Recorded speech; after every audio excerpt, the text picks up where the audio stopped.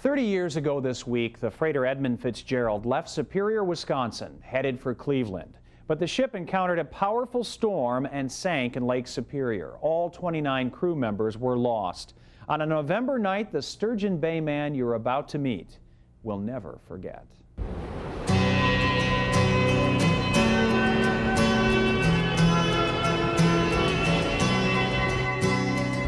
You know the song. Came the wreck of the Edmund Fitzgerald. Sturgeon Bay's Jack Champeau knows the story of the Great Lakes' most famous shipwreck all too well.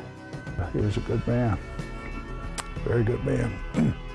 To Jack, the wreck of the Edmund Fitzgerald is much more than a Gordon Lightfoot tune. It is his brother's final resting place. There isn't a day goes by that I don't think of my brother, because he was such a big part of our lives. The ship was the pride of the American side, coming back from some mill in Wisconsin. Jack's older brother Buck was one of the 29 men who died when the Edmund Fitzgerald sank in a violent storm on Lake Superior 30 years ago this Thursday. They gusted over 100 knots. I can only imagine what those men were thinking about out there, and I know they had to be mighty concerned. At age 13, Buck helped raise Jack and his siblings when their father died. Losing Buck is something the family never really got over. We pray for him every day, and he's with my mom and dad now. He's okay.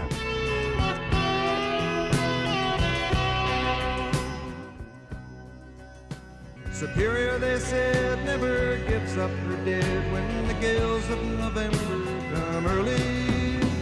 Buck Champeau's body was never recovered from the Edmund Fitzgerald, which lies 535 feet below Superior's surface. I couldn't get him. I couldn't bring him home. And that hurt a long time, real long time. Jack always felt it would help him find some closure to visit the Edward Ryerson, a ship docked in Sturgeon Bay. Unbelievable. It's nearly identical to the Edmund Fitzgerald. Seeing this ship here every single day that I come across that bridge, I can't look over here without thinking of my brother. Just look at those hatch covers, how big and huge those things are. So close in design to what the Fitzgerald was like. It's very, very strange, very eerie. You know, being here in the same places that, you know, similar to the places where he walked and worked, and it's something to see it and know that perhaps he's still in a space just exactly like this. You know, it is difficult. The church bell chimed till it rang 29 times for each man on the Edmund Fitzgerald.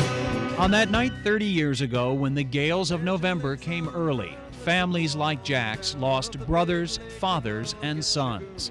Men forever at rest in a graveyard their loved ones can't reach. But I'm glad we had an opportunity to come on the Ryerson. This is as close as I'll ever get to being where he was in his last hours on this earth, right here. This is the place, and I believe where he still is to this day.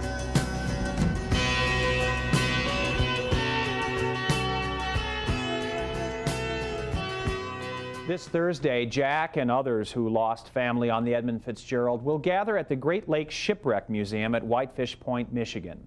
They'll ring the ship's bell recovered from the wreck 10 years ago. Ring it 29 times for each man on the Edmund Fitzgerald, and one final time for all other mariners lost in the Great Lakes.